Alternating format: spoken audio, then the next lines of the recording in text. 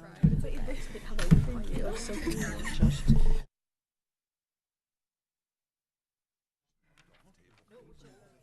how it is in my house.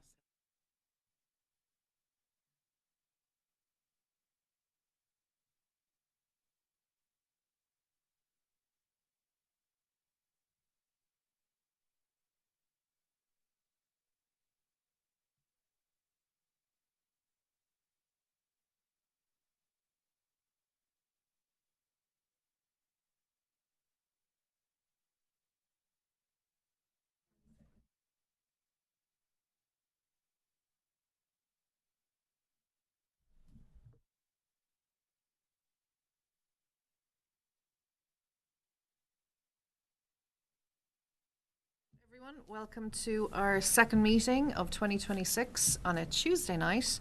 And I will call us to order and ask that we all stand, if you can, for the Pledge of Allegiance. Pledge allegiance to the flag of the United States of America and to the republic for which it stands, one nation, under God, indivisible, with liberty and justice for all. Super. And just a reminder that this meeting is being recorded and being broadcast on WestfordCAT and on Zoom. So now we'll move on to our consent agenda. Anybody have any questions? Are we good to go? Okay, so I will take a motion to approve the consent agenda for this evening. So moved. Second. Thanks, Jess. Thanks, Seconded, Bill. yeah. And we will go for a vote. All in favor? Perfect. Okay. Next up, public comment. Moving on to public comment. Just a reminder that we ask any speakers at home or in the room to try and limit your comments to about 2 minutes so everyone can have their share. And we also ask that you give your name and address or position as you come to the microphone or online. So if there's anybody who would like to come to comment. Hi, I'm Christine Jussom, day school 4th grade teacher, union president. I know that everybody here received the email. I'm going to read it in a moment, just so it's on record. Thinking ahead about to class sizes next year, I saw obviously the agenda. Current grade 4 at day school, we have 26, 26, 25, and 25. So just think about it. That's before move-ins over the summer. So we'll be kind of in uncharted water with those numbers. I know Nicole plans on speaking about numbers as well. And I just wanted to bring to everyone's attention, each year the Department of Education, DESE, sorry, they determine who is our competing towns, and it changes. Probably half the towns change each time. But according to our list this year, no surprise, Wellesley is at the top for per pupil expenditure. It's spending $27,500 per pupil. But even when we put towns like our neighboring towns, Tingsboro, Littleton, and Chelmsford, we're still dead last. So we're spending $17,626. And so I just wanted to bring that to your attention. So the message that I'm about to read, it's on behalf of all of our units in our association. So it says, "Dear members of the Westford School Committee, on behalf of the members of the Westford Education Association, we respectfully urge the committee not to vote in favor of the current proposed fiscal 27 budget and to instead advocate for a funding plan that more accurately reflects the real needs of Westford schools and supports the high caliber education that families who live in Westford expect."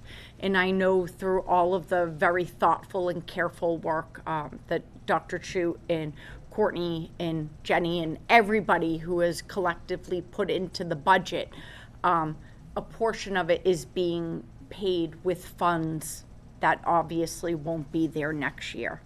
As you know, the fail override resulted in staffing reductions that continue to reverberate throughout our district. While the needs of our students have not diminished, the staffing levels required to meet them have, and as a result, educators and related services are being asked to do more with less. Students and staff are bearing the consequences.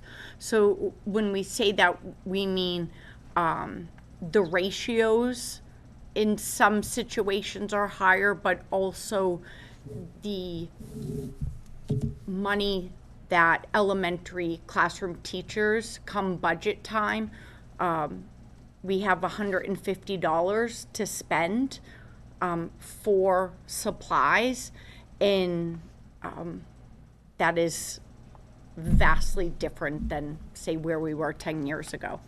Rising behavioral, academic, and mental health needs of students, coupled with increased class sizes and caseloads, have pushed many classrooms and programs beyond sustainable and effective limits.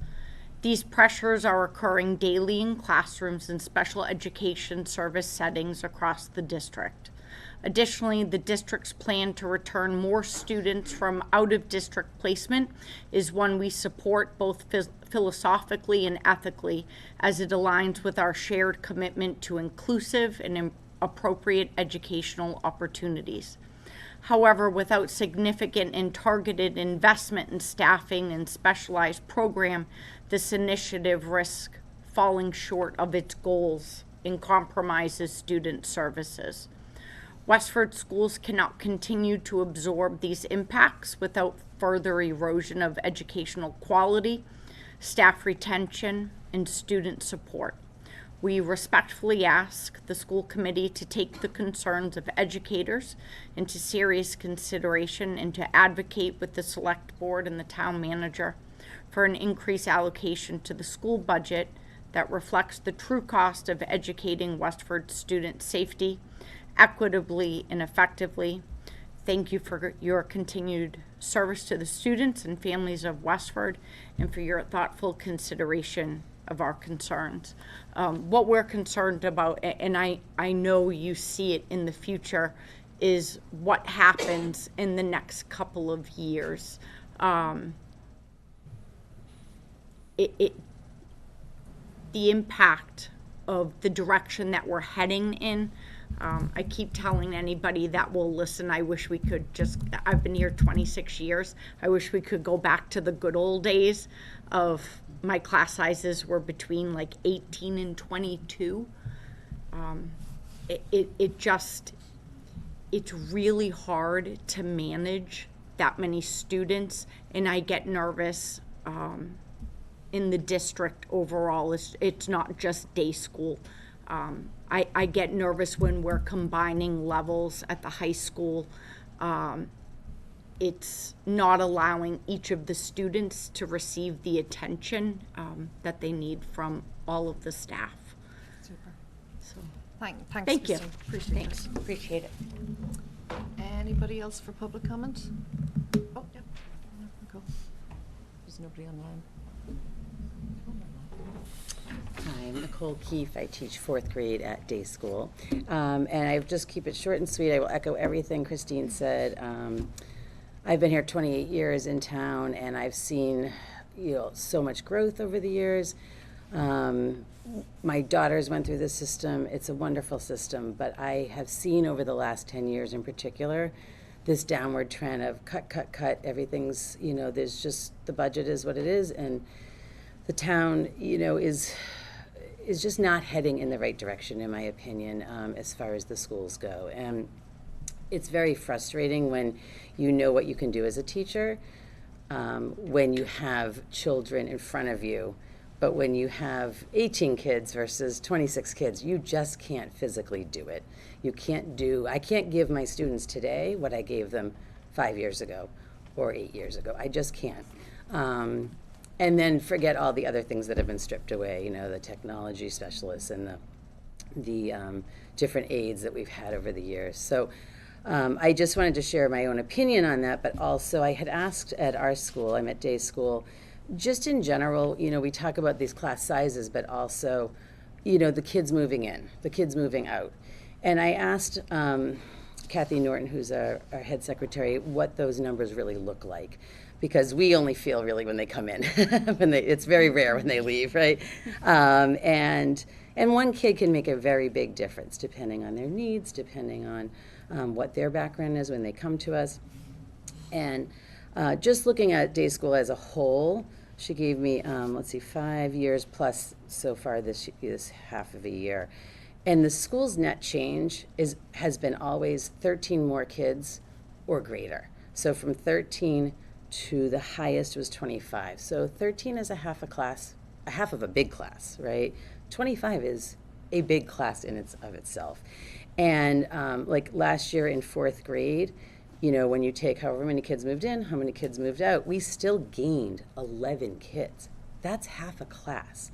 So when you're looking at class sizes and we look at the data from, say, enrollment of August, whatever, okay, we might have been at 24 or 25, but the reality is by the time we get to June, we are, I would say, 1 to 2 kids more per class. It's a lot, and that makes a big difference. So I would just ask that as you consider this budget, again, I echo what Christine said. I don't think, I think, like she said, everyone that's had to work on it has done a great job, but I just don't feel that it's really representative of what the schools need in order for us to educate the students in the way that we should be.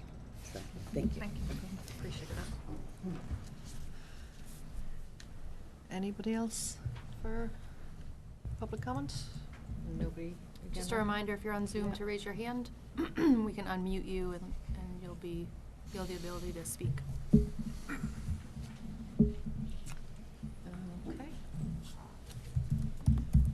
Okay.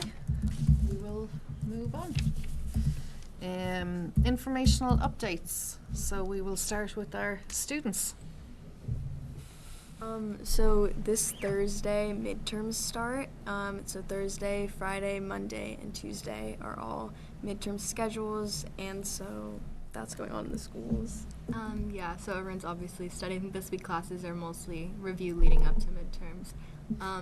Some people think it's a chiller schedule. Some people are more stressed out, give or take. But other than that, over the weekend on Sunday, the girls and boys basketball teams played at TD Garden, which is a really cool opportunity for an invitational. Also, some members of the pit from band played at that game, and the cheerleaders got to cheer, and the theater department sang the national anthem. So there's a lot of different groups that got that opportunity to perform at TD Garden, which is really cool. Awesome. Thanks, Grace.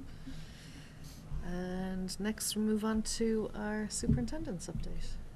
So a big thank you to Lisa Sanderson, who is our instructional technology supervisor. She gathered a team of educators together to join the Partnership for Educators Advancing AI Knowledge.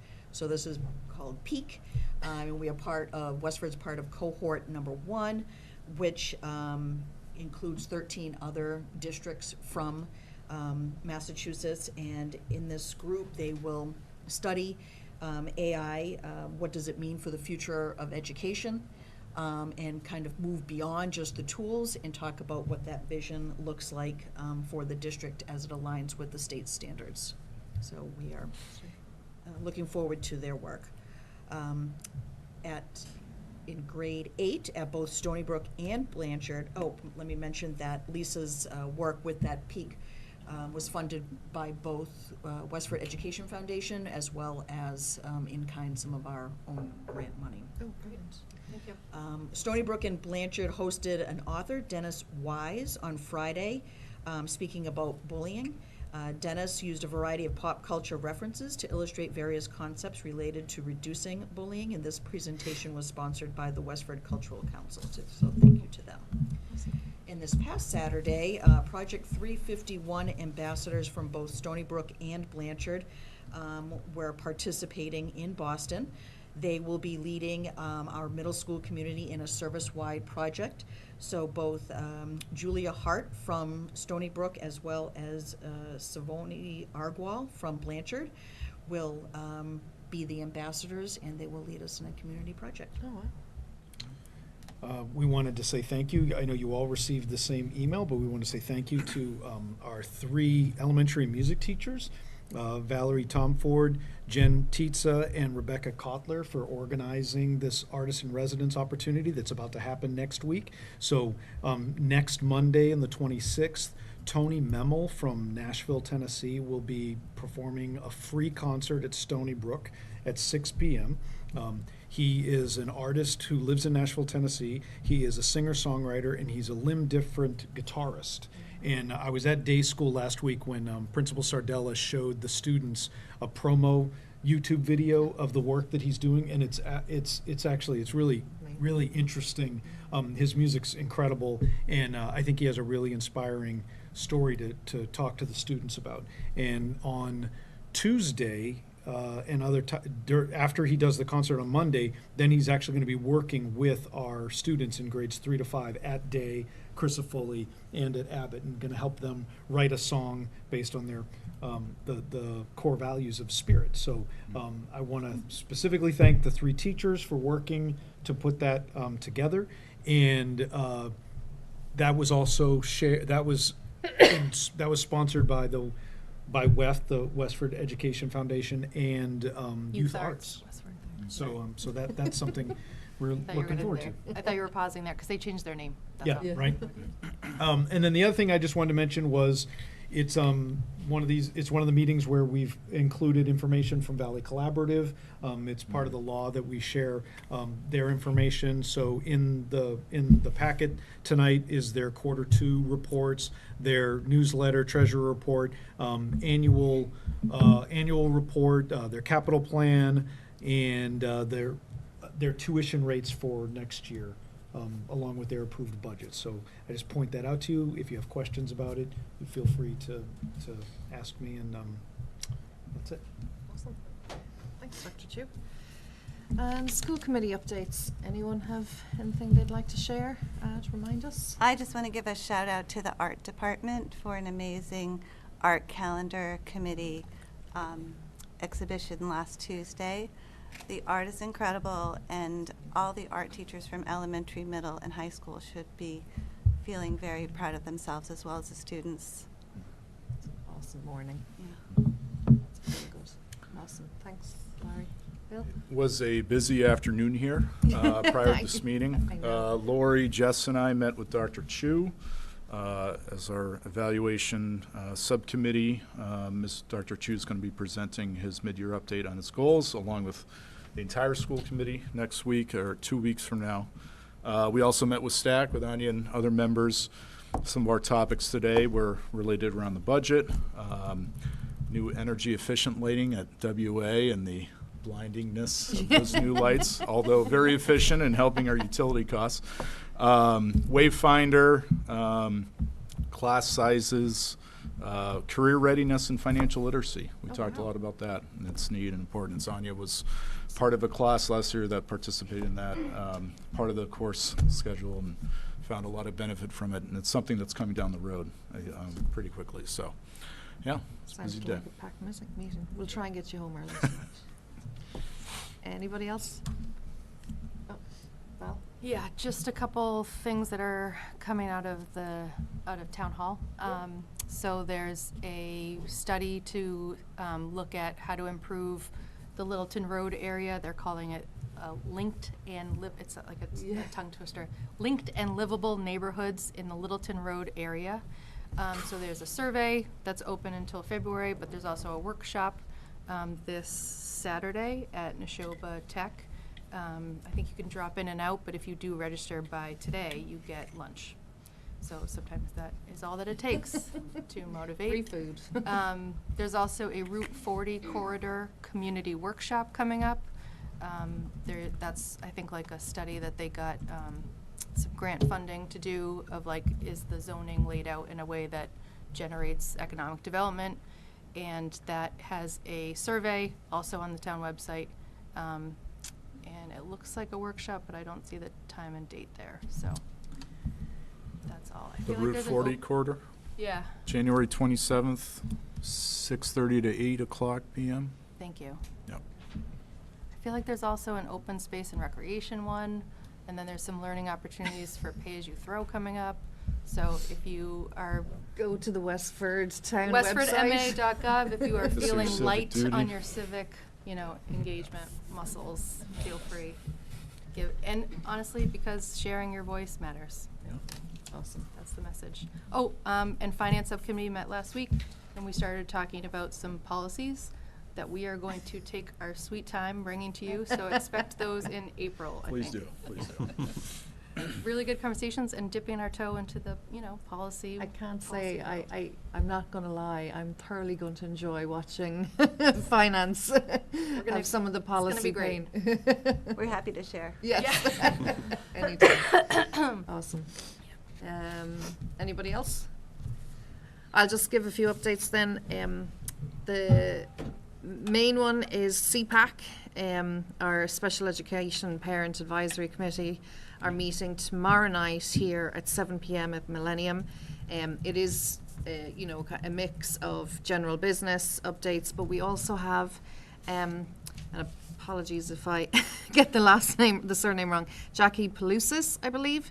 She's an inclusion specialist at Reading Public Schools, and she's going to be speaking to the group just about her experience of how what an inclusion specialist within a central office looks like, how they work in a district, what does that look like at on a school level, and what they can do. So feel free, anybody can attend. It sounds really interesting. One other point I wanted to make is, and we'll talk more possibly about it we will at our next meeting, is one of the goals we had set is to run a kind of a community survey. Jess and I have been working on that, and we're kind of starting to get a bit more. It started out like a bit of a beast. We're wrangling it down and figuring it out, and so I'm hoping in the next kind of week or so we could even send you guys a kind of a rough draft of where we think we're going in terms of questions, and get some kind of input so that we can finalize it and get it out there. And lastly, I just wanted to share, I ended up at the WA wrestling varsity meet on Wednesday night. We never speak about it. I find we often speak about, the various teams. What a night. I highly recommend you go. As someone from Ireland who's used to sports moving fast, and I struggle with some of the American sports that can be a bit slow, the wrestling was awesome. Although I was thankful I don't have a child competing, because man, there was some of those moves. I was impressed, but it was such a fun night. There was so many kids and families there. It really was a fun night. And WA won, so it was awesome. And that's it. Okay. Moving on to our first item on our agenda, our Westford Public Schools FY27 budget vote. We're looking at two aspects on this: voting for our FY27 fees, which I know there was an update kind of memo sent out this evening again, and then also with our proposed FY27 school budget. And I suppose just to kind of, wrap our heads around where we are, to kind of for folks at home and who, I know the December-January timing is a bit crazy, and how we've spoken about maybe, hopefully, at some point, potentially being able to push out the town meeting, so we maybe have a bit more time this side of the winter break to dive into this a bit more. And so I have sent an email to Select Board after our last meeting, when we had a lot of that discussion, and I know Valerie also raised it. So I think it's going to be on their next agenda, potentially as a topic of conversation about moving town meeting for next year at the earliest, just FYI. But just to kind of remind people that the budget process really started last September, when Dr. Chu and Jenny Lynn, our Director of Finance, kind of start looking at what an initial budget looks like, and kind of what they would be looking at going to Town Hall for, in terms of requesting for what they feel is like the ideal budget for FY27. And they met with Kristen and Dan, I think end of September, early October, and kind of put in the request, which at the time was, and you had even modified it, I believe, from what you really would have liked. You asked for a 3.3% kind of increase over last year. Kristen and Dan take it away. They review everyone's departments, and then they came back to us and said, could you allocate us at 3.03%? And with that, Jenny and Dr. Chu and the rest of the staff at central office have been working on the budget, which they then came and presented to us December 1st at this point. And since then, we've had 2 other school committee meetings besides the presentation meeting to kind of discuss and ask questions.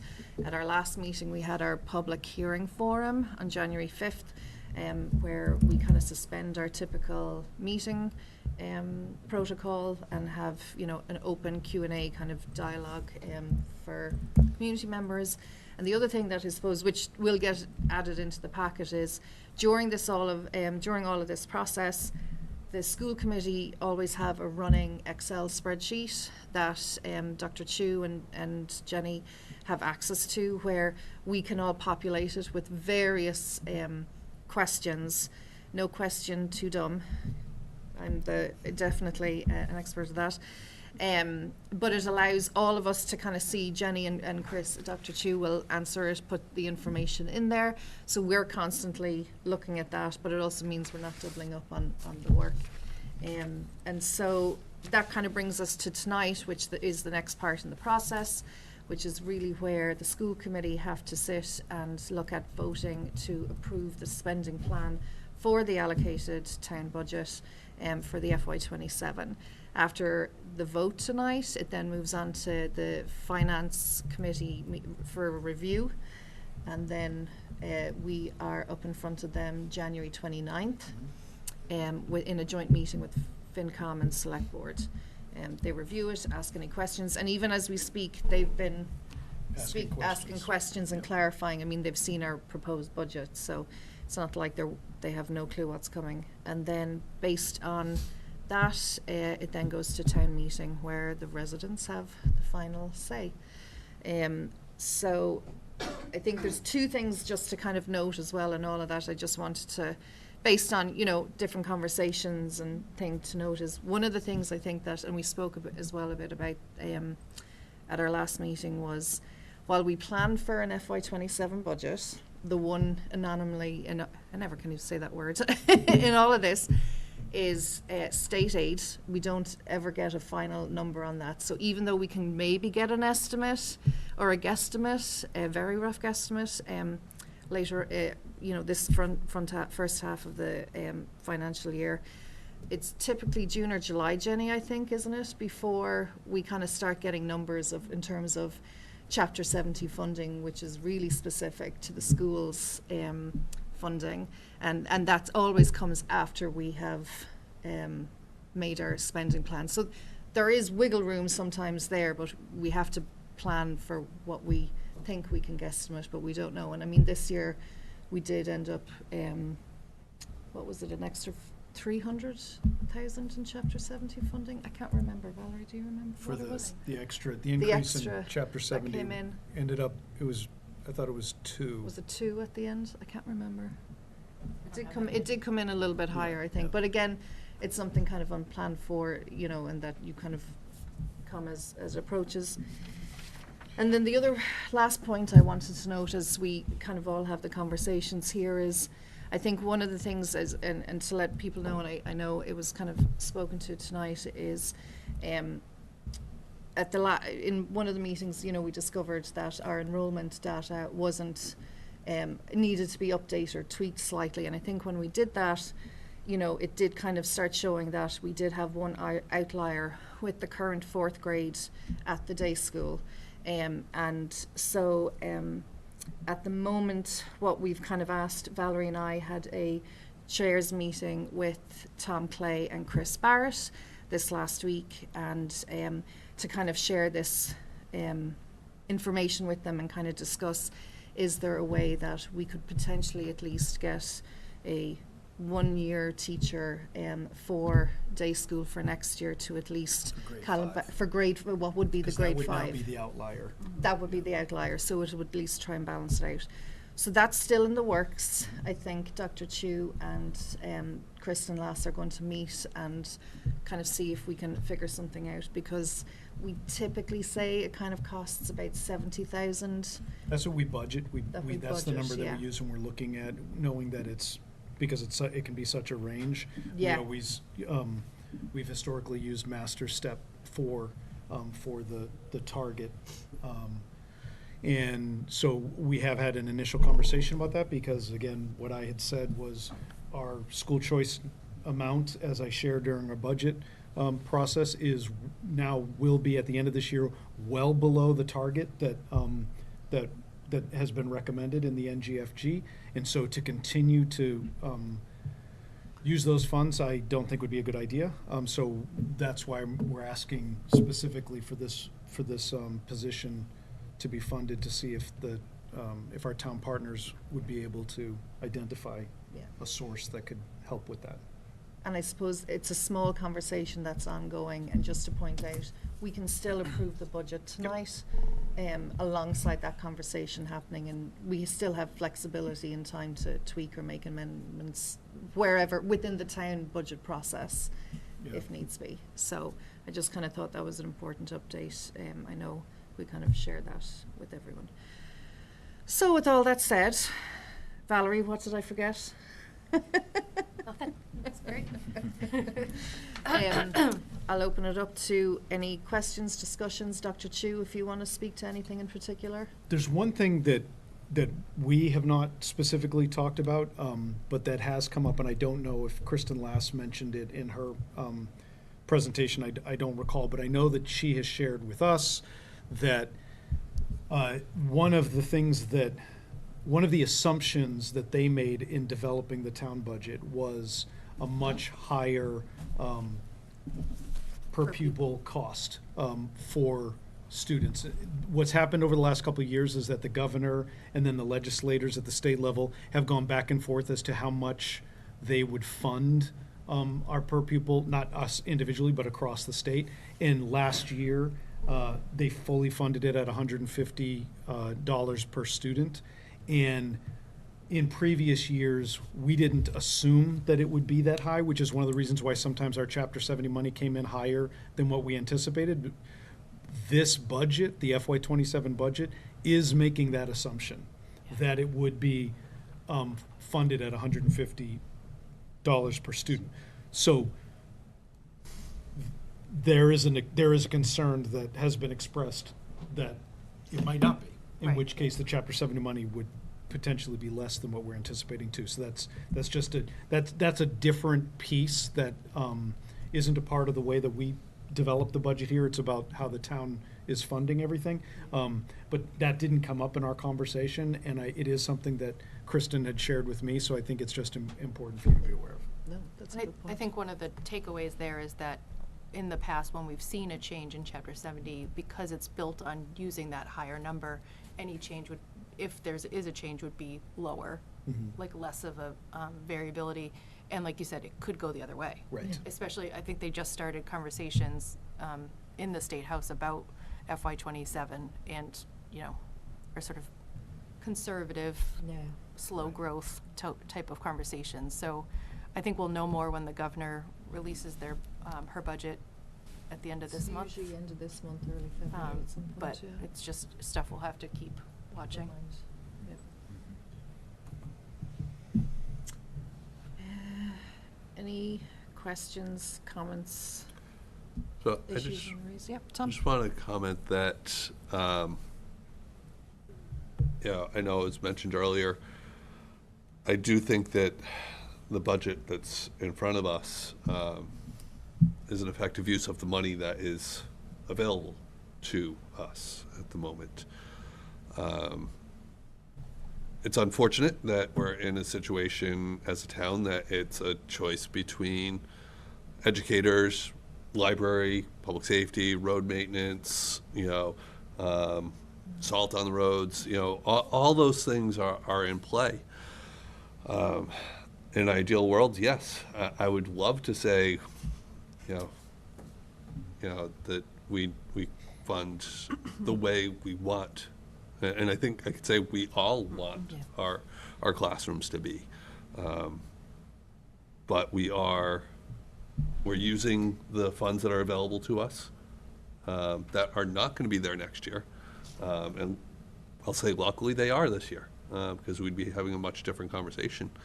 And next year we will be having a much different conversation, I believe, with town partners. So, I do think the budget that's in front of me to vote on today, I do need to support because it's a well-crafted budget. Are there other efficiencies that we might find if we really dive in? Yes, but I think we can still have those conversations as well. And we will have to continue to have those conversations going into next year, so. Thanks, John. Gina? As a newbie over here, maybe I'll ask a stupid question. So I'll take the crown, the stupid question crown away from you. We'll share it. Gina. But just wanted to kind of re-clarify, right? Obviously, we've had a lot of messaging about, not voting for the budget. Yeah. And so I just want to make sure that I'm clear, and then for the general public as well, like, if perchance we vote no, what does that actually mean? And my understanding is that we're kicking it back to Dr. Chu, not back to the select board. And I just wanted to make sure that my understanding is clear and that what we're actually voting on is the line items, the way Dr. Chu has allocated them, and not necessarily the total budget amount. Yeah. And that if we decline the budget this evening per votes, that doesn't necessarily do very much to force our town partners to give us a greater. No. Is that understanding? No, Correct. that's exactly it, Shayna. We really kind of typically vote on Dr. Chu's spending plan. We're making sure, he's being fiscally responsible, not, throwing nice pools up on roofs or whatever, for the. There's one in Blanchard, don't tell. And that, it's not a vote on the town allocation.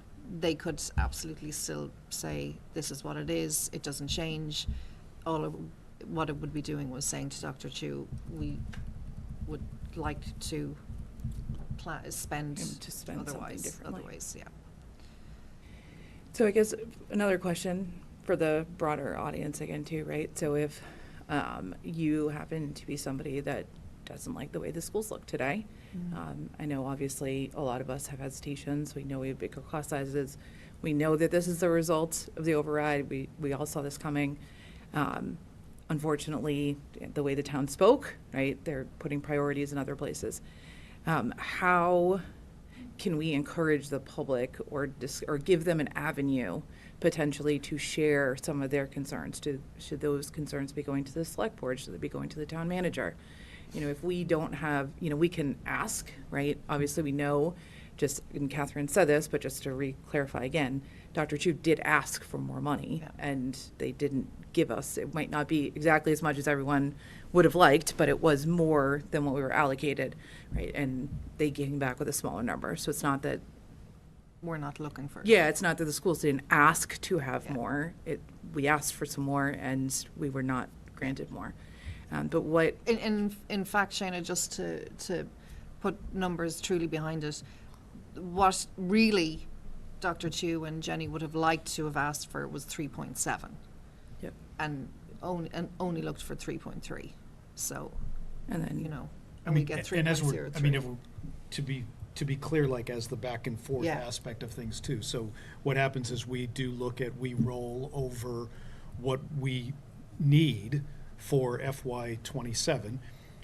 Jenny does a phenomenal job of actually doing it with every single person that exists, right? So it's not even just a guesstimate at the things that we don't know, the projections of certain utility contracts and things. That's where we have to go on historicals. But when it comes down to our contracts and the staff that we have, we roll over what we know to be true, and we look at the enrollment piece that we've done every single year, and then we look at, okay, this is a level service. This is to keep us moving forward. We knew that we weren't in a position where we could really be restoring some of the things that we've lost yet, because that bucket of money doesn't exist yet, which is why we were talking about the override in the first place. Our whole conversation about the override was that we had gotten to a point where the town had to decide, could they continue to fund the schools the way that they were funding the schools? So when we meet with the town manager then shares and says, okay, well, this is what they look at the allocation, them being able to do. They gave us a number that was lower than the 3, and we looked at what that would do and what we would have to cut in order to meet that. And so I had that conversation, in which case then she was able to adjust and give us the 3.03.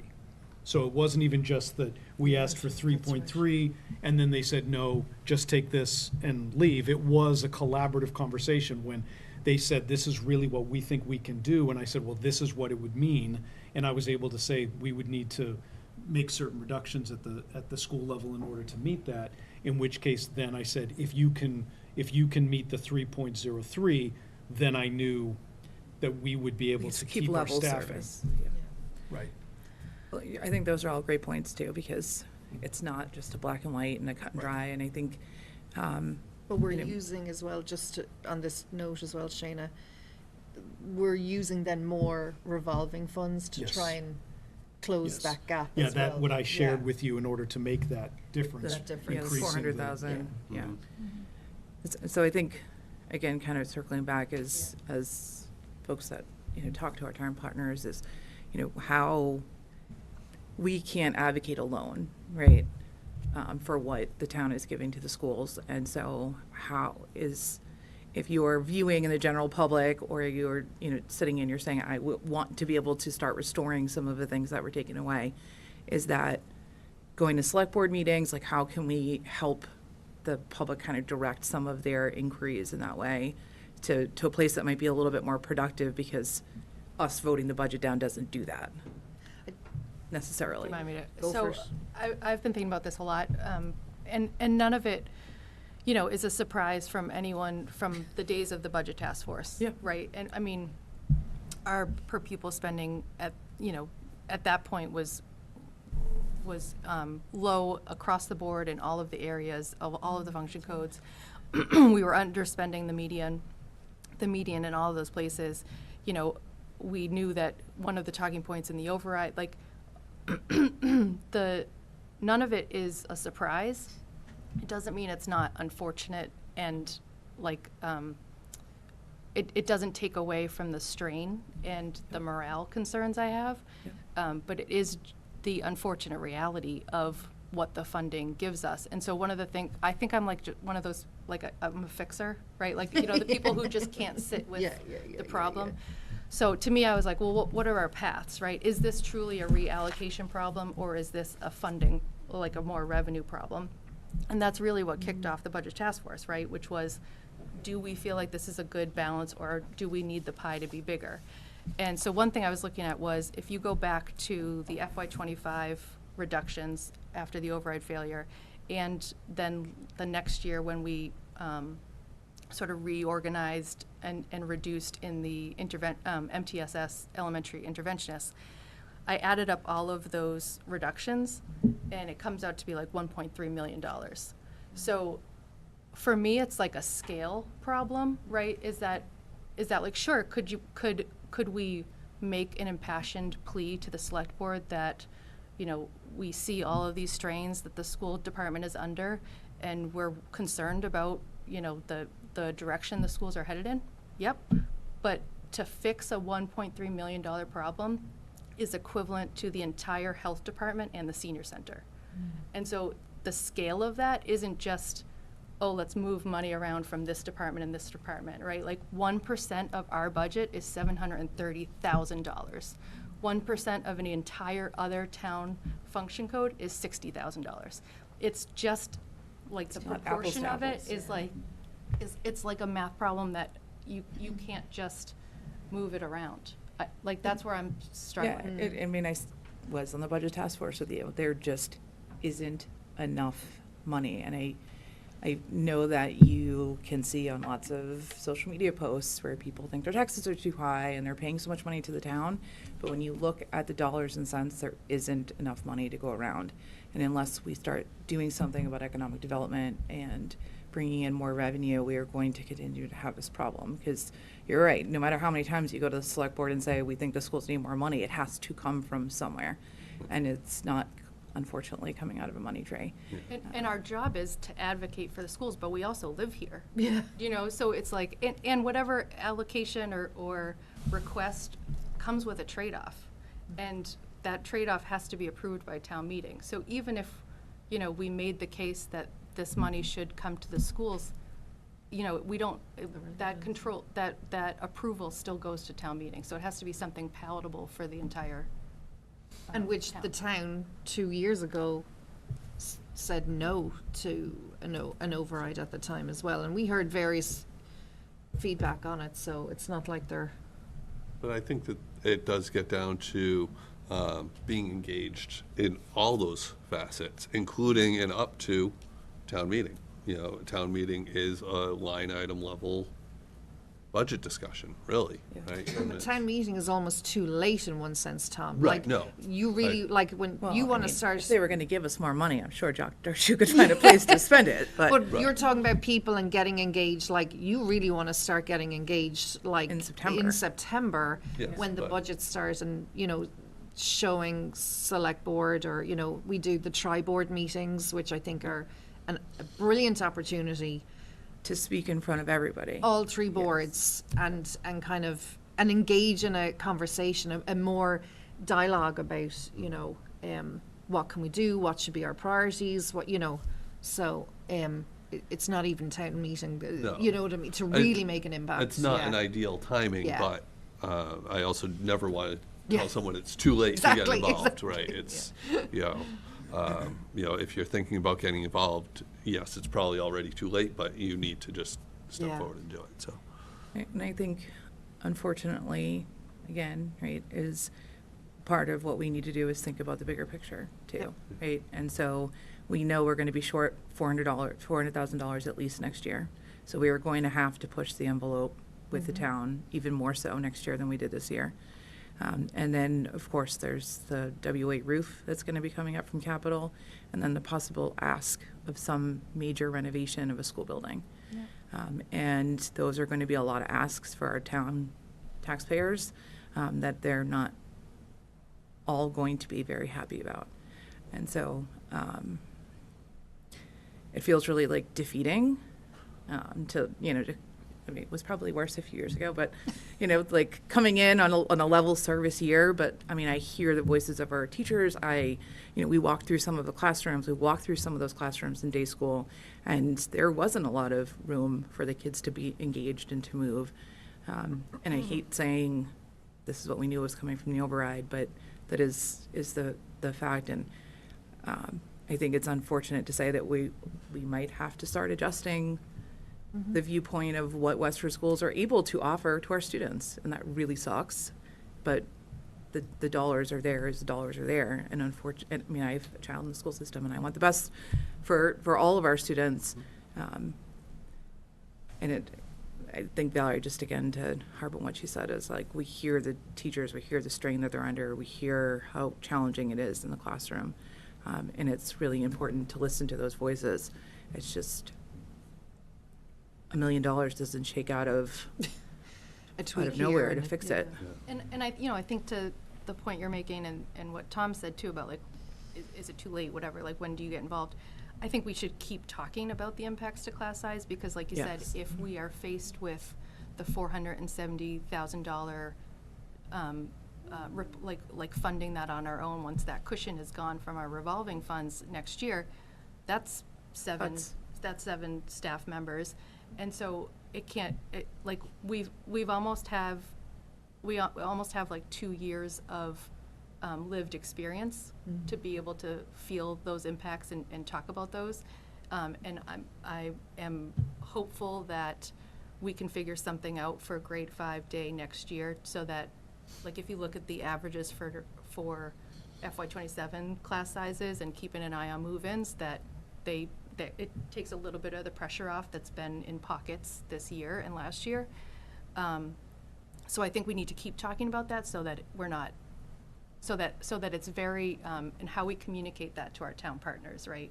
You know, I think we heard that at one of the tri-boards of, you know, you have to show us and tell us, you know, what's going on in the schools, because not everybody, you know, watches our meetings. And so we have to keep talking about that so that any additional reduction on top of where we are would just compound all of that even more so. So, yeah.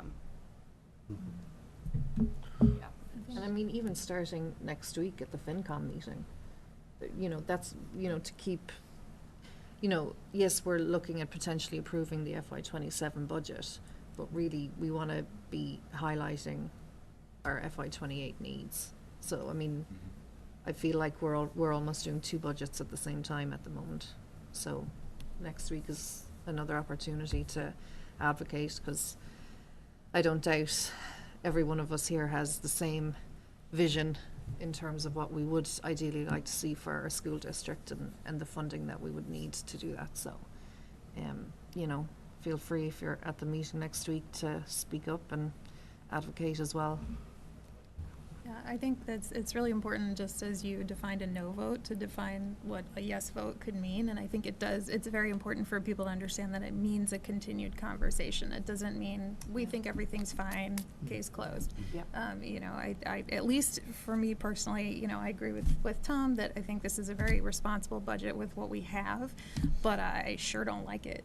And I'm sure not going to be happy if we get something like this again in fiscal year 28, you know. So just, I don't want folks to feel like, you know, they weren't heard. We really appreciate all of the feedback that was sent to us, and we really do hear, as you said, you know, all of the concerns. So just want folks to know that we're not letting it go. I think Valerie used the word fragile a couple of meetings ago, and I think that sums it up. We're in a kind of really fragile state of just trying to survive at this point.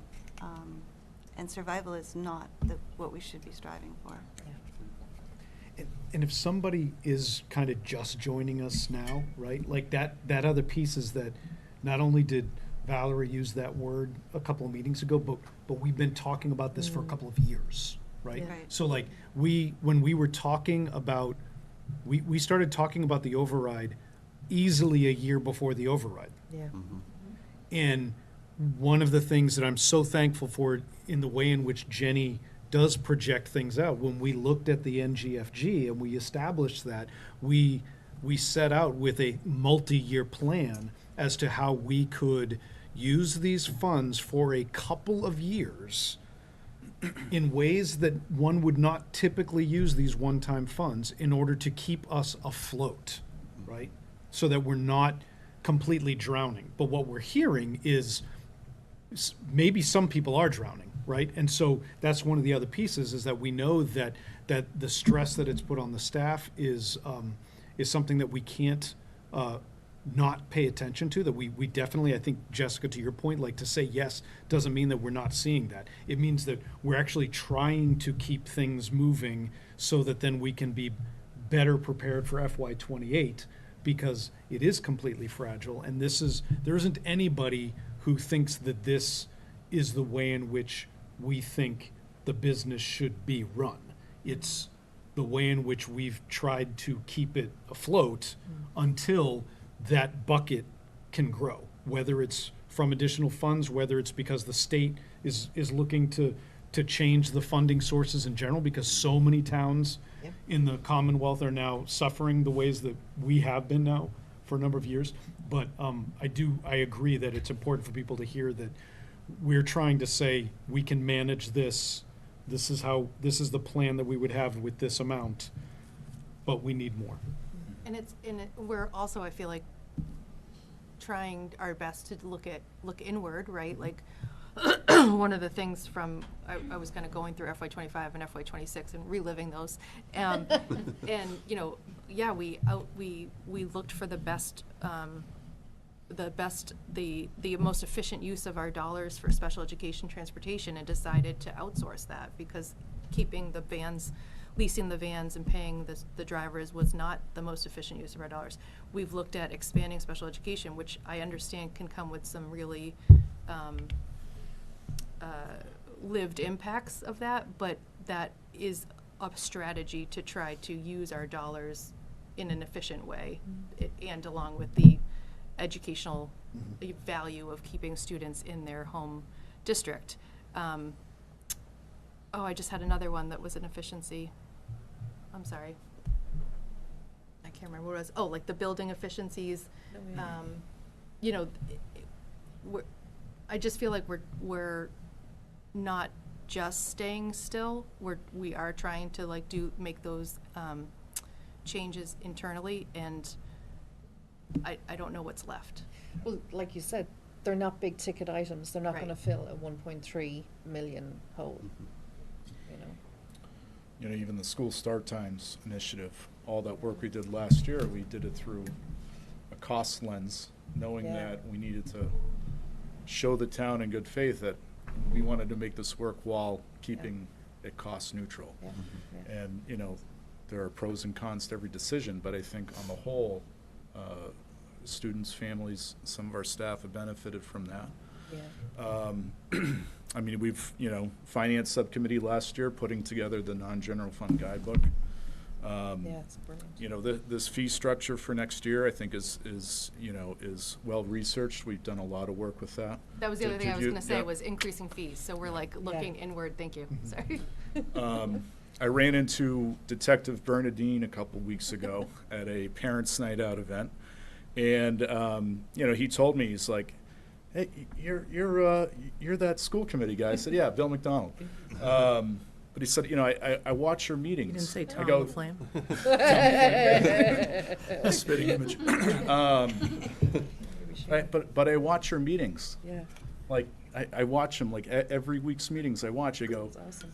Tony, can you make sure that everybody else in town is watching those meetings too? Yeah, Because yeah, it's yeah, great to hear that, Yeah, yeah, but we yeah. need everybody to hear it. Yeah. So, as much as we can do as a committee to continue to echo and rattle the sabers, that we're reaching a, you know, what I feel is a tipping point Yeah. very soon.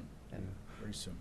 I do think, too, that it's important to highlight that we are focusing on the classroom with this budget, kicking the can down on preventative maintenance, things like that, right? Yeah. That's a big number as well. I think the other area that came to mind with how to advocate is the state level. We are, and I don't think we can say it enough, we are in a structural deficit. When utility cost increases, insurance increases, they rise essentially unchecked, right? Yet, and this impacts employees directly also out of their pockets, but it impacts the district too, right? So things like that are the other area to start putting some pressure. And Tom, like at the MASC conference in November, that was probably, you know, aside from AI, that was the other big headline takeaway from the conference. All these other school districts and towns were just saying trying to budget is a nightmare. Yeah. And that, I mean, the MASC are really trying to kind of lobby as a collective group with the state to improve funding for towns and I districts. mean, So- luckily, Westford's not facing this right now, but I know of a community that's facing 25% insurance increases.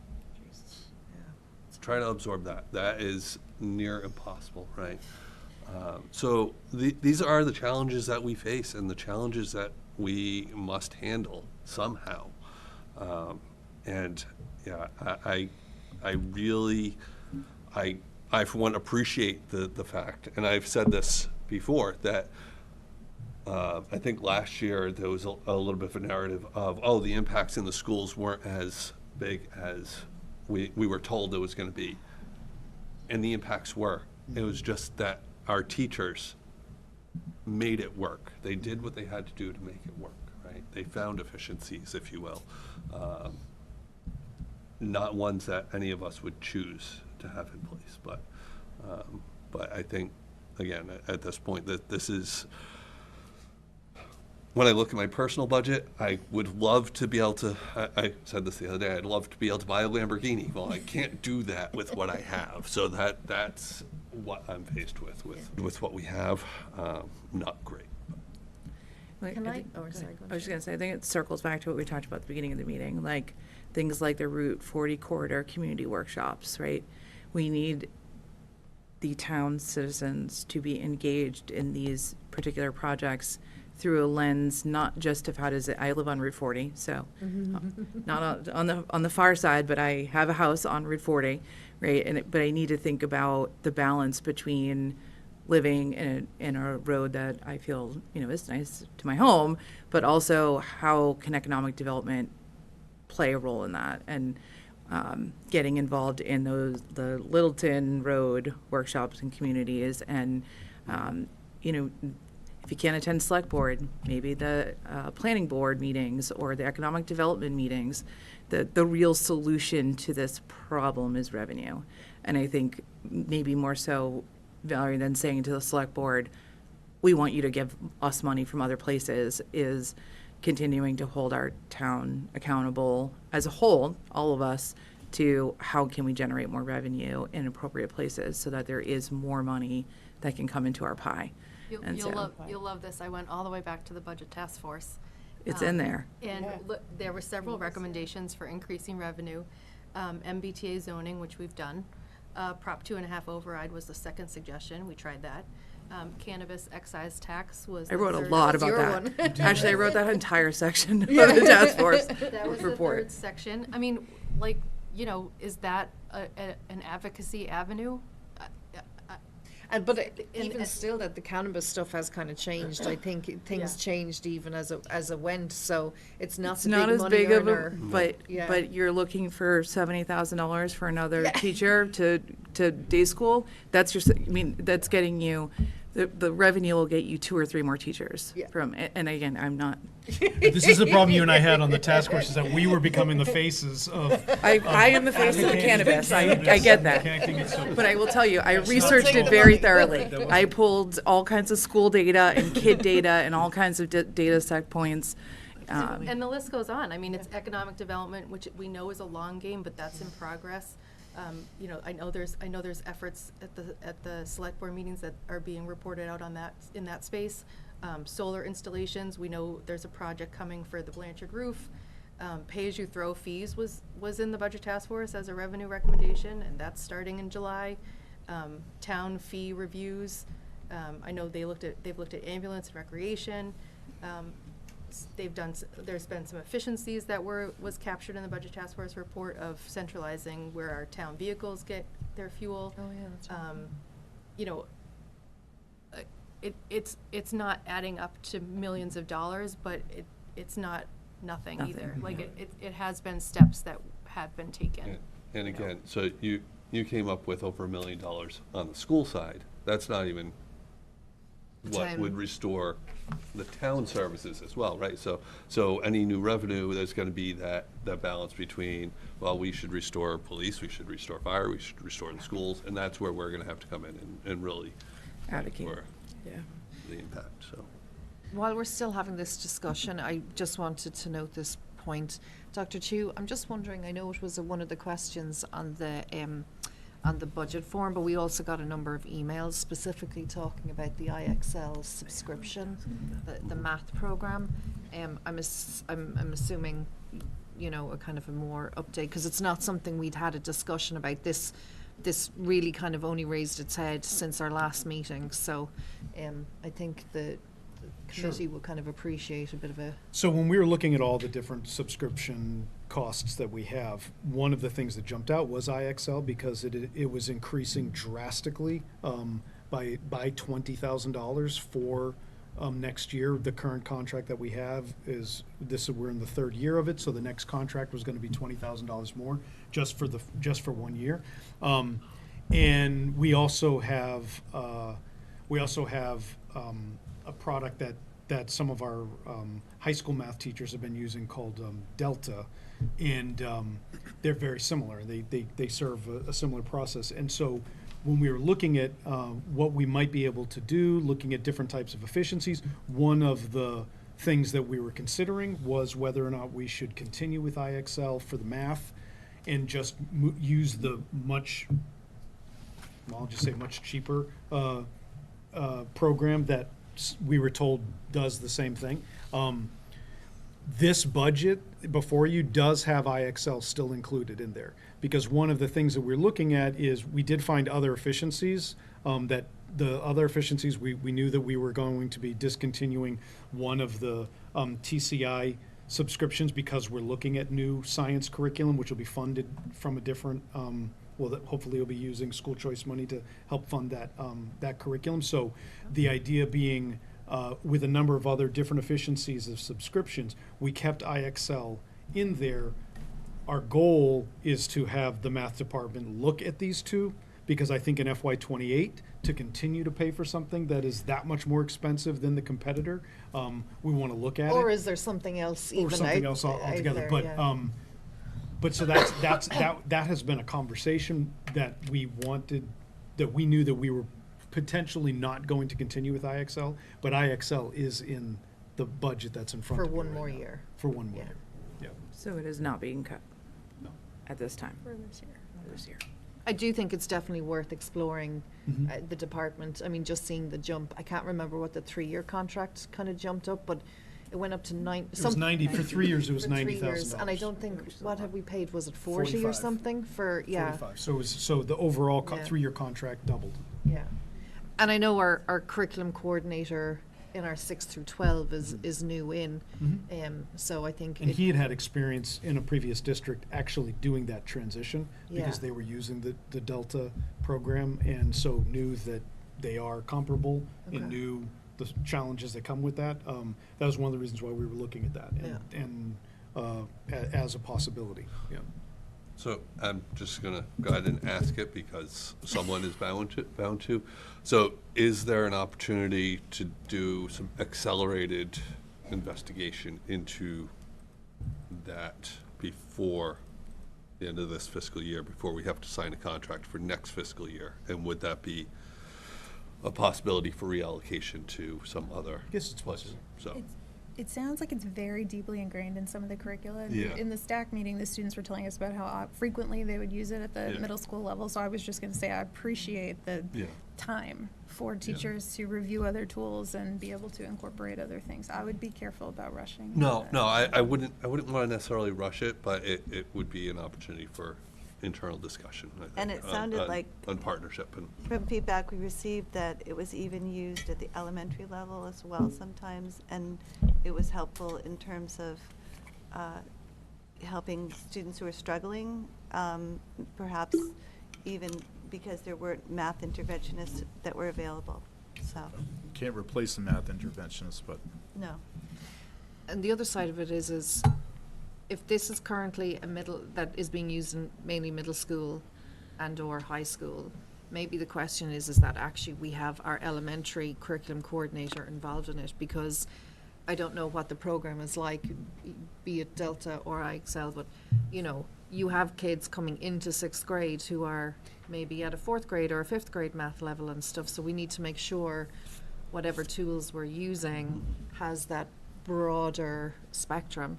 I know there were some comments about textbooks and stuff, so maybe it's just that it gives them that time to really kind of review resources in general, not just necessarily specific subscriptions. So I'm glad that it's still there, that it's an option.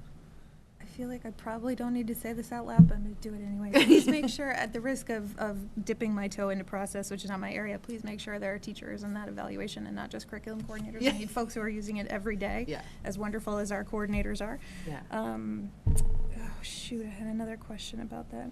It'll come to me.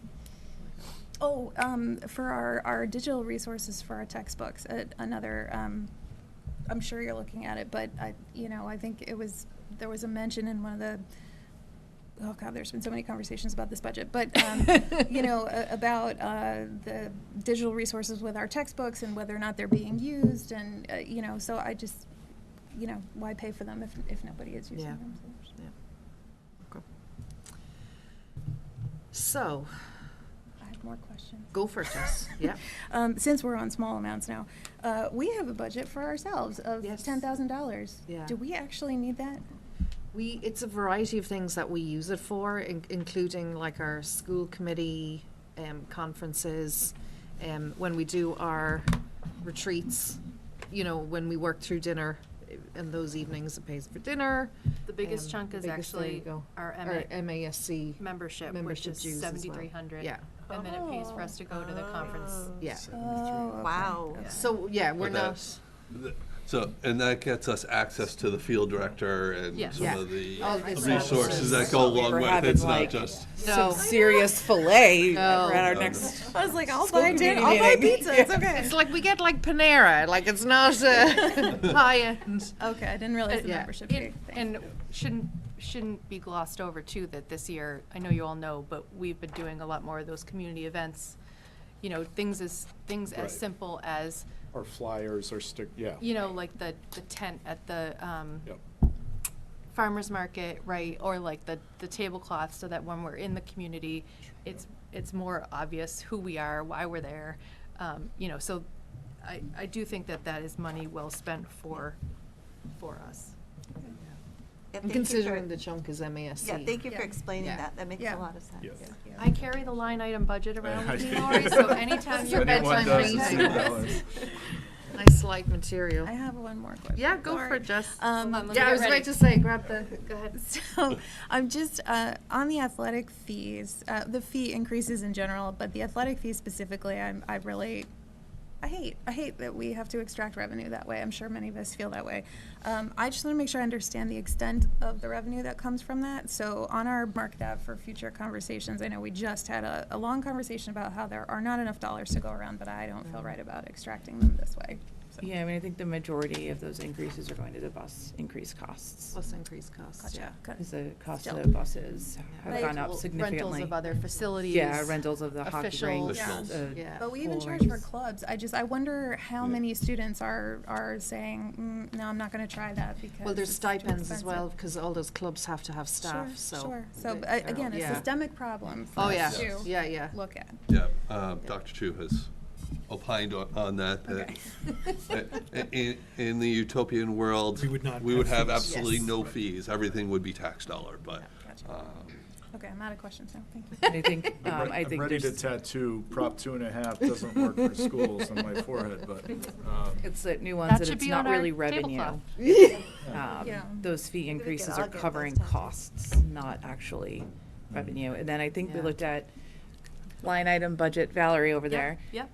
Didn't we talk about in our finance subcommittee how much money comes out of our general fund that still funds athletic programs does, yeah. outside of fees? That's right, yeah. It was a sizable amount, I think, We fund staff, $250 plus yeah. $1,000 or something relatively sizable is still funding our athletic programs outside of activity fees. Right. And don't lose sight, But I the mean, boosters, I know there's some of them here, the boosters do a huge amount of Yep. fundraising, and they go to like equipment and stuff. it was, don't so- quote me on that amount, Yeah, because 515,374. 500, it's even more than I quoted. So I think it's important, and you're talking about those activity fees, is just to remind people, if this is their first time listening, that those are covering costs, and that we are still, if you wanted to take athletics It's like a out of cost our. sharing. It's like Yeah. a cost sharing It's is the one way to basic- think yeah, about it, like the bus basically cost fee, sharing. right? We're not putting the entire cost of busing on families. We still we're have trying to find a $500,000 balance. in our general budget that is funding athletics Right. on top of that. Right. And I think one of the other pieces that I'm remembering from our finance subcommittee conversations about that too was something we saw sort of at a town level too, was don't wait 20 years and then jump up a fee, Right. you know, in a crazy jump, right? Like, it's more sort of responsible to see costs increasing and saying, okay, let's adjust, because, so then it's not just. So it's gradual. Yeah. right. thank you. So we're doing a 2% increase as opposed to once a year doing a 50% increase, right? So, So Yeah, voting it's no opposite. on those fee increases would impact the balanced budget because Yes, those are baked in. thank you for Okay. asking that, yeah. That's a good question, Jess. No such thing as bad. She's got great questions. Okay, so speaking of fees, because that's our first vote that we need to take. I will look for a motion to approve our FY27 fee amounts. Yep, I just want to call out Yep. that last year we kind of piloted that trimester for the early arrival options. Yeah. With the start time change, we're keeping that. Oh, fabulous. And then also, the bus fee late date was bumped up because of the start time changes to June 1st. And now we're going to adjust that to a happy medium of July July 15th. So it's not as far back as it used to be, August 1st, but it's still a little bit closer to the start of the school year. Motion to approve the FY27 fees schedule. Awesome. Have I got a second? Second.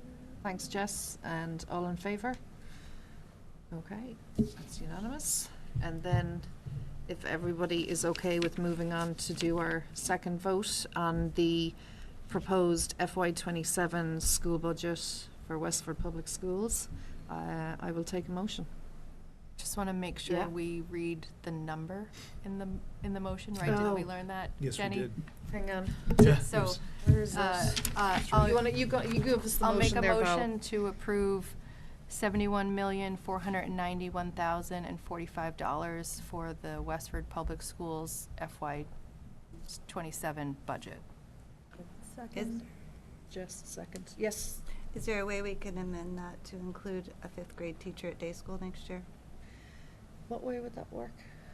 I think it's captured in the discussion that that's the Yeah. intention, and we're working with town partners to see how that would come out in practice. I think the only other way would be to motion to propose For me to additional. reduce something to Right, make either that. reduce or take more one-time funds, which, $71,491,045 would be bringing a balanced budget to town meeting.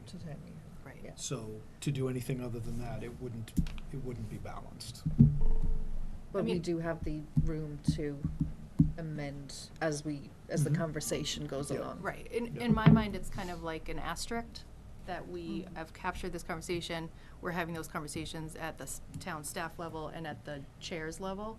And then hopefully, we would probably have some sort of update by the budget hearing next Thursday, I would Yeah. assume, to be able to And- kind of lock that And that's a down. good point. Historically, we have had a number of years when there has been an adjustment that has been made because, for example, the Chapter 70 money comes in higher Yeah. sometimes. Yeah.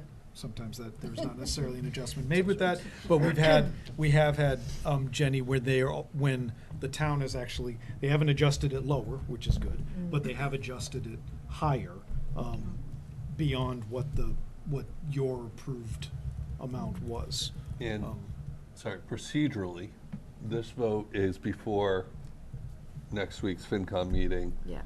It's more just that then we are presenting what the school committee has voted on. It's not locked in, it's not. Yeah, it's Yeah. the superintendent's proposal until we Yeah. vote on it, Right. right? But And then also- it becomes our budget. But also bearing in mind, it can adjust it on the floor at town meeting. You know what I mean? Don't So- giving anyone any crazy So ideas. in theory, for Lori's concern, if Kristen comes back and says, no, we cannot find another, whatever, $70,000 and $90,000, depending on how you're factoring health insurance. Yep. If we voted yes tonight, at a later meeting, between now and town meeting, we could go back and say, we would like Dr. Chu to find $70,000 somewhere else because we want to do this anyway, or we want to order the usage of School choice. school choice Whatever, funds. yeah. Yep. So we could do that at a later point if the town comes back and doesn't do that. Is that Yes. kind of what you're trying to? Similar to what happened at town meeting a year or two ago, where something was voted on for the schools. Oh, The interventionists were extra, voted yeah. upon, and we didn't know how it was going to be funded. Yep. Yep. Because that gives a little bit of a firmer intent than just saying, well, we're going to try, you know? I think. I think it's sort of great to hear all of us sound very aligned on this balance of hearing and acknowledging and validating the strain and the impact that these reductions over the last couple of years have had in the classroom, on our staff. On our students, on our On our kids. students. I know, I think many of us share concerns about morale.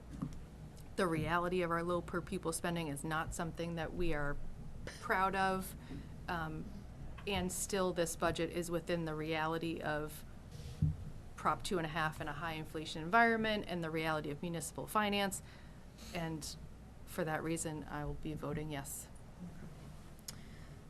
So are we ready to vote or any more discussion? Okay. So we did get a motion and a second from Jess, so we'll call the vote. All in favour? That is 6, and against? Larry? No, same, perfect, okay, thank you. Well, very robust hour-long conversation. I appreciate it, guys. We will keep working. Doesn't end tonight. And I suppose now moving on to the next item, we have our community planning event that we hosted last week. Myself, Jess, and Valerie attended, and gonna have a little chat about it. Yeah, so we had 32 people respond to the survey. Half of the people were in the room, half of the people were online.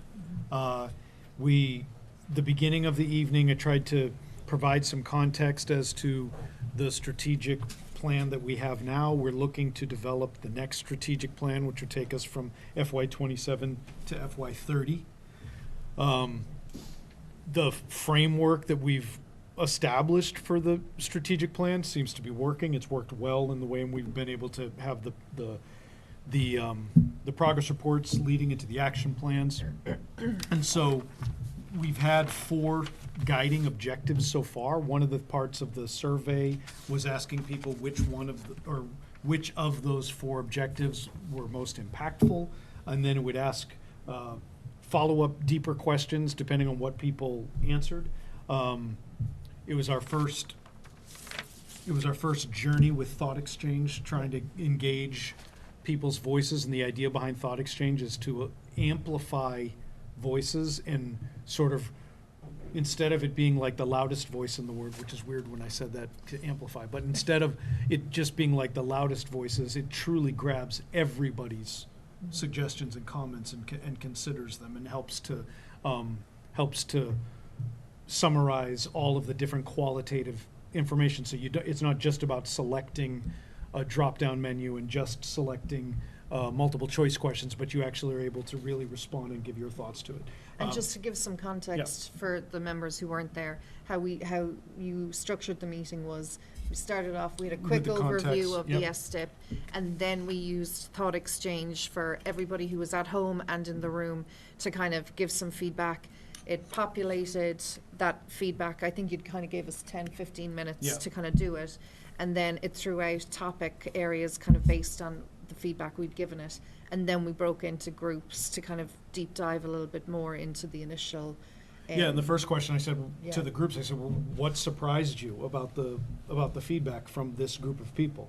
And Jess and Valerie and Catherine all sort of ran one of those groups, and then I put them on the spot at the very end and said, would you summarize the conversations that your groups had? And I even asked them to be prepared to share that with you tonight, so that you would all God. have an idea what's going on. Valerie didn't do her homework. One of the things She's got 75 pages of line the item line item budgets. budget. but- Good, Valerie. she was taking copious notes during it though too. But one of the things that the original plan was that this survey that the individuals took that night, that we would continue and keep that open for the rest of the month to get even more and more feedback from people who couldn't be there.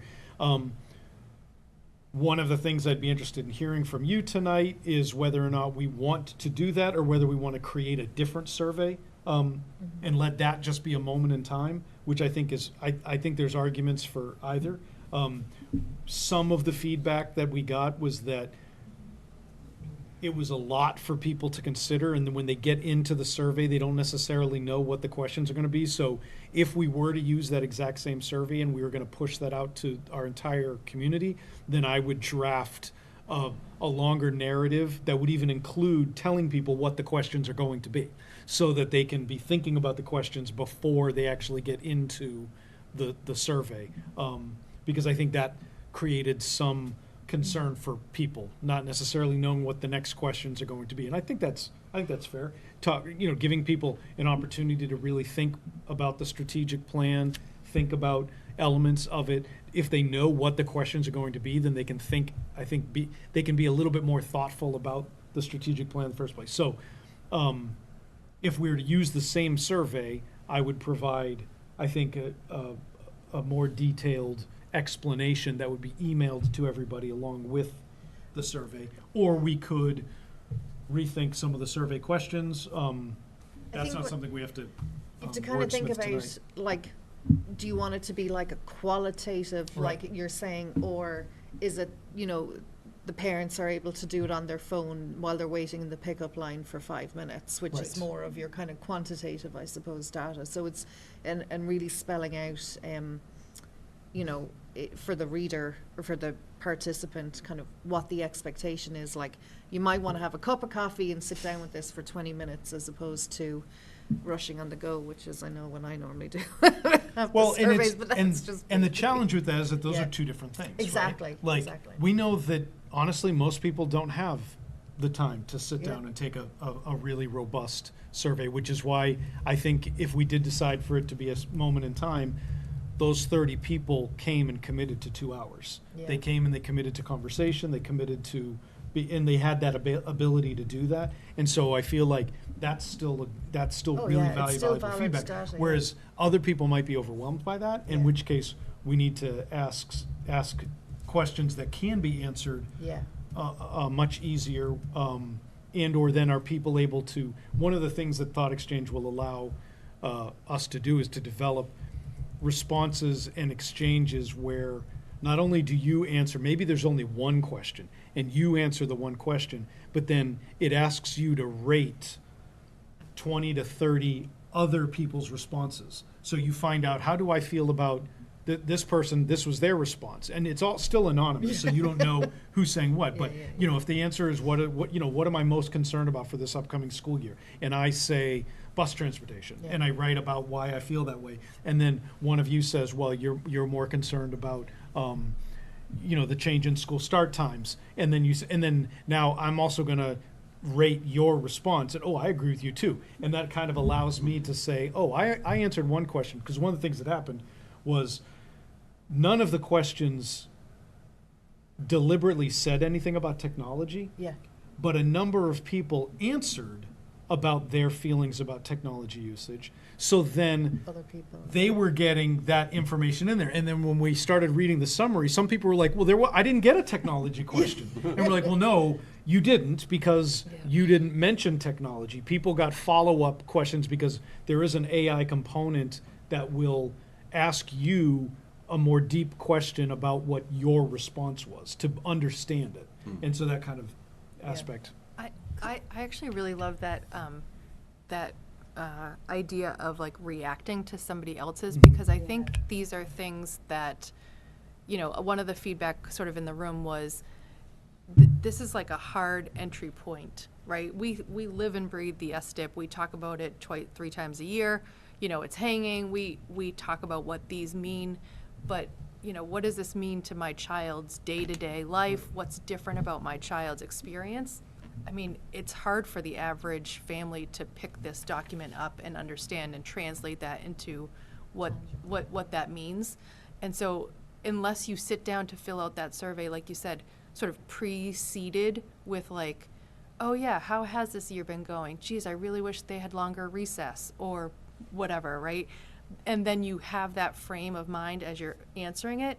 If you don't have something like that or something to react to, it's a pretty hard survey to come in like cold and be like, how do you feel we're doing with equity? How do you feel we're doing? Like, that's just not however, like, non-educators think about school, right? Yeah. And how busy families think about school. Sorry, I also think that it is, well, I don't know what's going on about equity, right?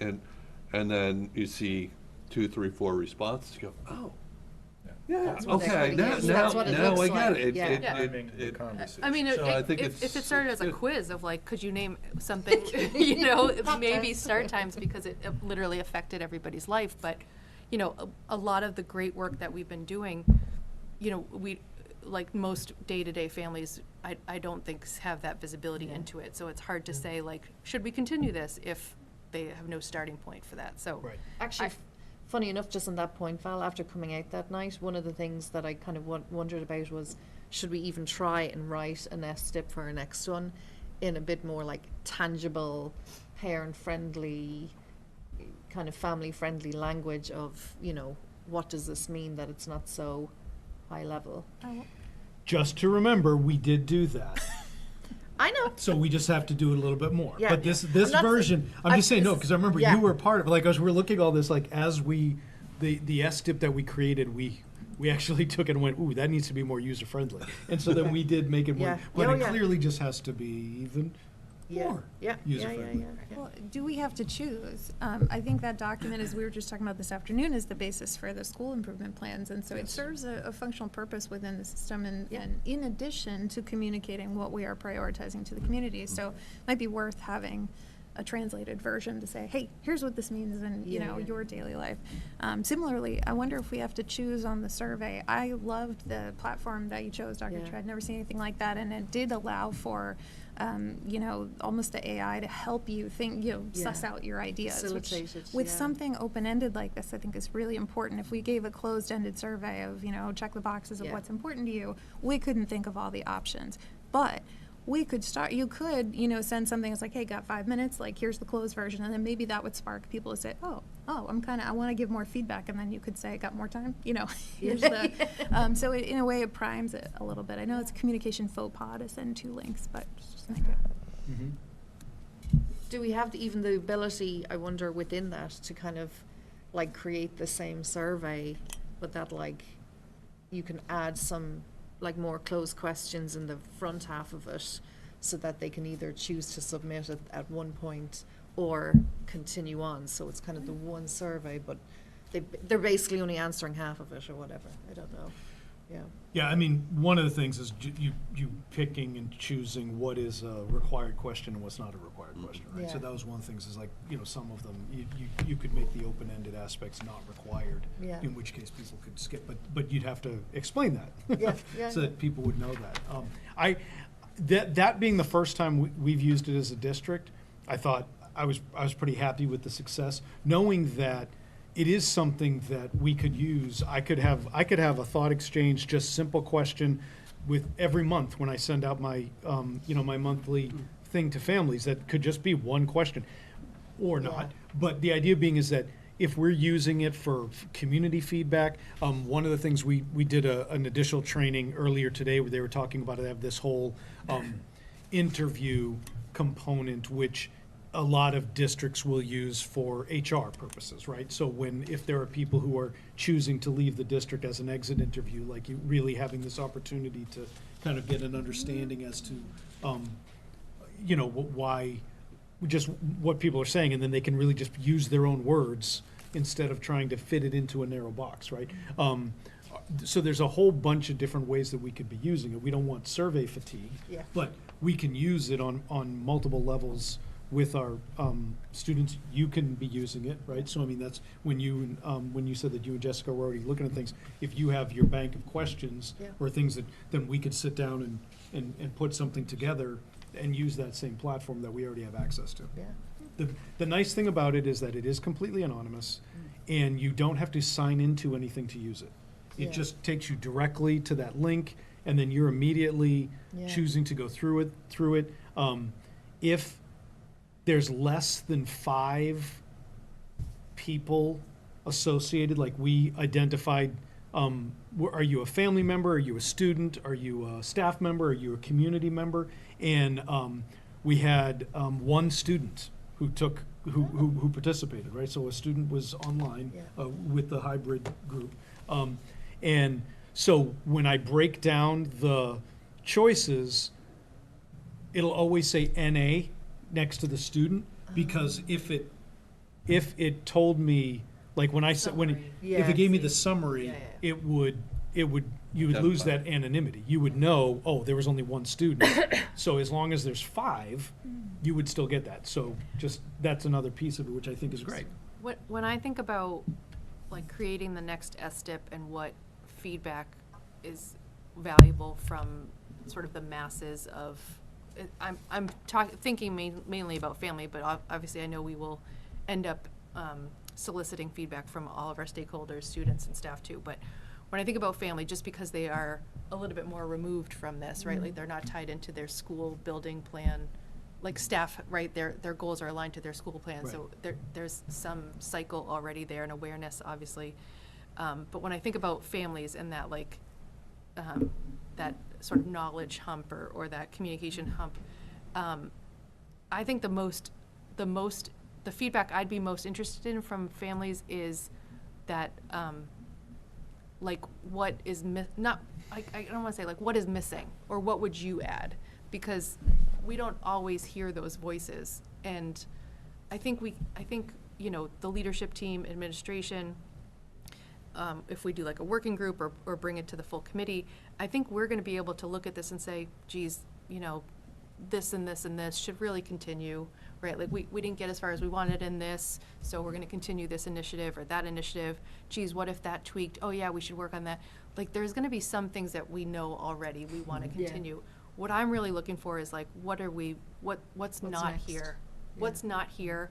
What is, you know, affecting families that maybe we just don't get that engagement normally that would be really helpful. And I think the best way to do that is by having that sort of reactive setup. And to that end, there isn't anything in our current ISDIP that really talks about technology. Oh, Yeah. And that was a perfect example that It was that a huge evening, one that evening, yeah. half of the people talked about, who were responding to technology, talked about using less technology. The other half was talking about making sure that we're using it and that students are learning how to use it because they're concerned about the future. And so that in itself was just fascinating to see that breakdown, you know, or that difference in the way in which people are thinking about it. So one of the things that I think we'll need to be articulating is, okay, when we are, the groups, in all groups, the highest ranking objective was the prioritizing student mental health and wellness.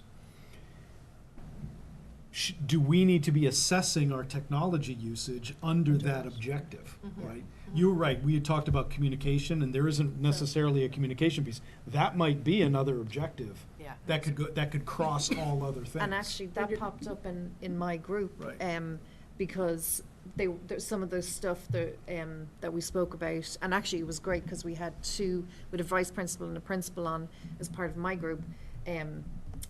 There were some of the parents saying they didn't think, or they didn't know that if there was like SEL programming happening in the school, or to that very point about, is there a program for learning how to be responsible using the internet and how, and so it was really interesting because I knew that it's happening, but Miss Michaud from the day school like straight away said, yeah, we do it, it's embedded, but clearly there's a gap in that How it's communicated. communication. Yeah. And two points that this conversation is reminding me came up in the group I led was that I think is worth sharing with the full committee. And one of them goes back to what I was just saying about like it's hard to look at this and think about what's not on here until somebody says it.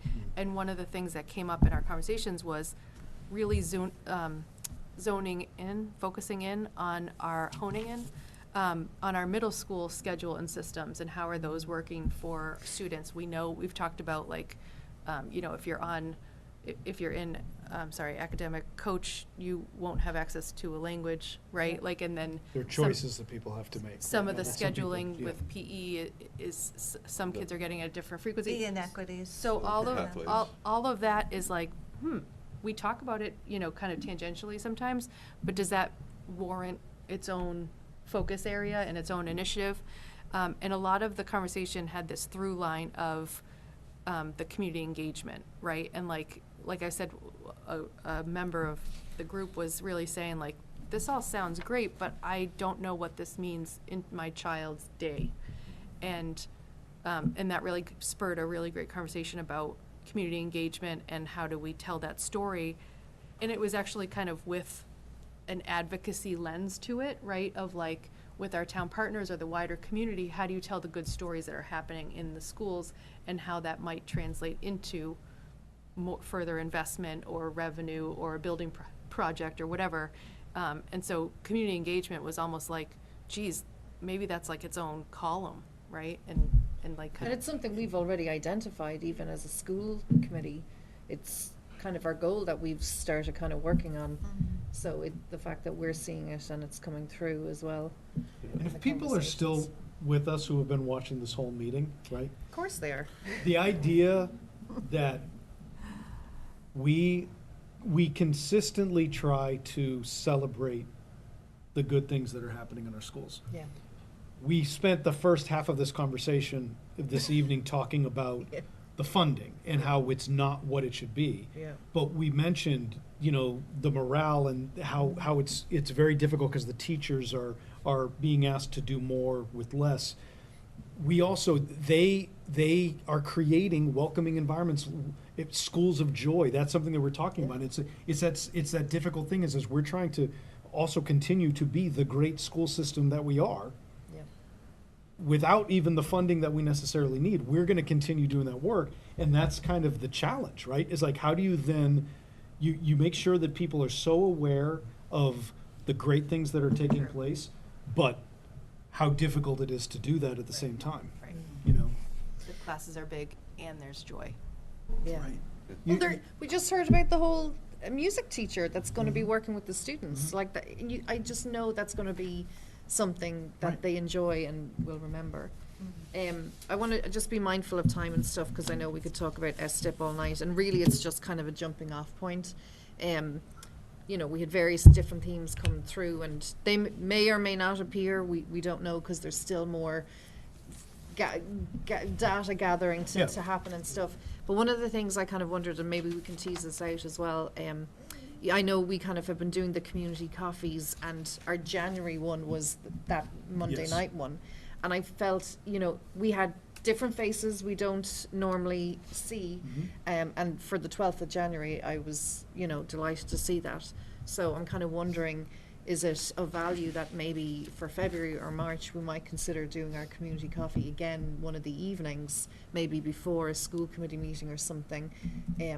If you wanted to do kind of another session on it. I'm not entirely sure what the timeline is on the STIP, but we can have a conversation, Yeah. you know, and kind of have a think. But it was really good on that Monday night to kind of see new faces and have the opportunity to talk a bit more about, as Valerie was saying, kind of dive in to and pull some of the Yeah. threads. I actually, I think alternating them Yeah, is great. yeah, So then I'm just like, well, do you have an evening one in March and a daytime one back in In February? February. Or, to your point, you know, we're trying to get the STIP moving, and so that's gonna be, yeah. we're gonna be a little crunched Yeah. for time, maybe, I don't know, we'll figure that out. Yeah. I think we're talking about, I think you can argue either way.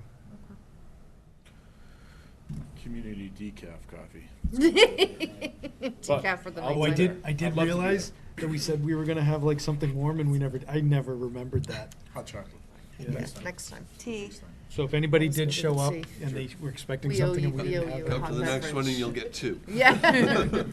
Maybe, Um, if we remember the next time. Okay. Just conscious of the time. Yeah. You know, I'm going to actually move us on, which is actually where we're adjourning to review school committee executive session minutes dated as outlined in the agenda. And subject to any redactions, votes may be taken, and the committee will not return to public session. Motion so moved. Second. Second. Roll We need a call. roll call, yeah. Shayna? Aye. Jess? Aye. Tom? Aye. Bill? Aye. Laurie? Aye. Val? Aye. And I'm an aye. Good night, everybody. Thank you, and we will.